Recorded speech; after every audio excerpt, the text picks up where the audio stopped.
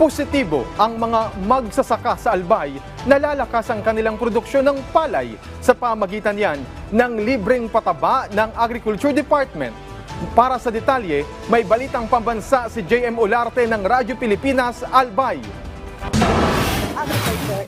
Lubos ang pasasalamat ni Jelling matapos makatanggap ng libreng fertilizer mula sa Department of Agriculture sa Kamalig, Albay. Malaking tulong niya ito para madagdagan ang kanilang produksyon ng palay at kumita ng malaki.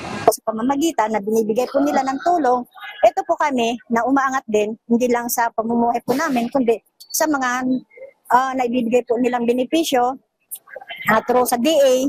Isa lamang si Jelling sa mahigit 700 magsasaka na benepisyaryo ng fertilizer voucher discount mula sa mga bayan ng Ginubatan at Kamalig sa Albay. Ang 2 araw na pamahagi na ito ay bahagi ng National Rice Program ng DA, katuwang ang pamahalaang panlalawigan at LGU Kamalig. Ito yung binibigay sa atin ng national para assistant sa mga farmers natin. Actually, ito nangyayari every cropping naman, may tulong silang pinabahagi. Nakatipende sa lawak ng sakahan ang natanggap nilang fertilizer o 3,400 pesos kada hektarya.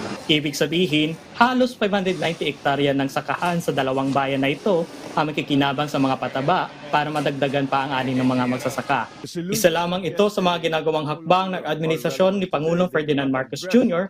para mapalakas pa ang sektor ng agrikultura at patuloy na matulungan ang mga Pilipinong magsasaka. Mula sa Radyo Pilipinas Albay, JM Olarte para sa Balitang Pabansa.